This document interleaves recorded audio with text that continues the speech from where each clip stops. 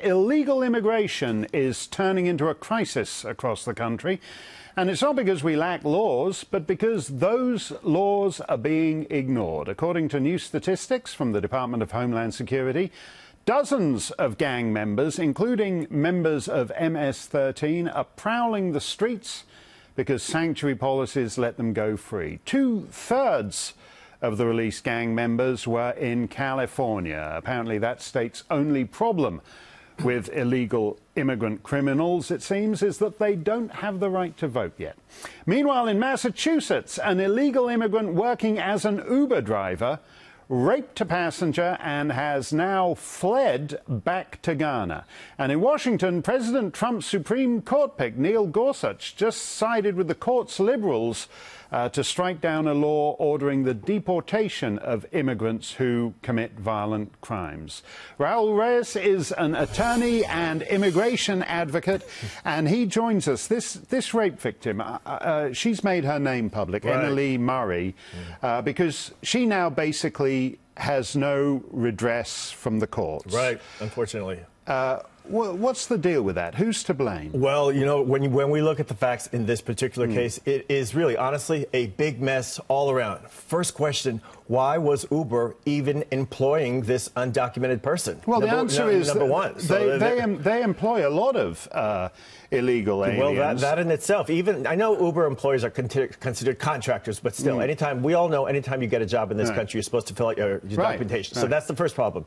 Second problem is when they set Massachusetts, when they set the bail for this case, for a rape case, they only set it for $10,000. That is, anyone in the legal field will tell you that's unbelievably low, especially for national. It should have been at least $100,000. But it's large for Massachusetts, because only last year a Massachusetts judge gave bail of $2,500 to a Dominican gangbanger who'd raped a Boston College student, and he then fled. Right. So this is becoming a pattern. So they cannot say they were totally unaware of these type of circumstances, especially with foreign nationals. And the third problem goes to the whole question of detainers. In this case, there's been some he said about who sent the detainer and who did not follow up on it. But this is the bottom line of the problem, is that, remember, an immigration detainer, by definition of the statute, is a voluntary request. It's asking the police to, or whoever is the local law officials involved,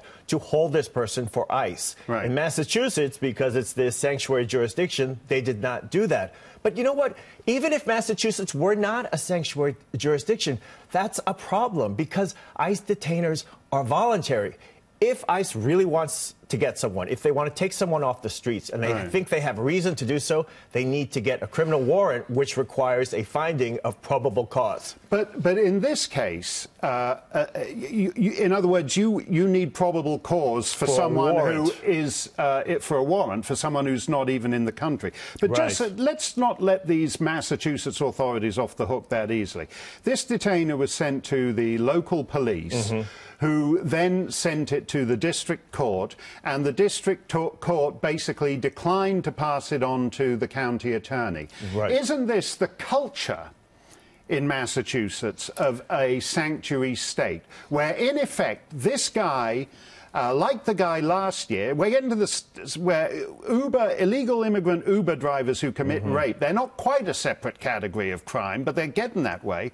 Just like the guy last year, they're treated differently from, say, a Massachusetts native, some guy who got off the boat at Plymouth Rock would, if he and it's not necessarily the culture in Massachusetts. What it is, it's the state law, because in 2015, the Massachusetts Supreme Court, they ruled that statewide, no matter what local police or law enforcement officials believe or think, statewide, that these local jurisdictions cannot hold people while awaiting ICE detainers, because they were concerned about potential Fourth Amendment concerns. So even, for example, even if there wasn't this back and forth, even if the local officials had wanted to, that would have broken the law. How does the Fourth Amendment apply to someone who shouldn't even be in the country that has the Fourth Amendment? Well, the way that the Massachusetts court applied it, they defined detention as an arrest, and the arrest ends when the local jurisdiction releases them. And under their view, this is their thinking,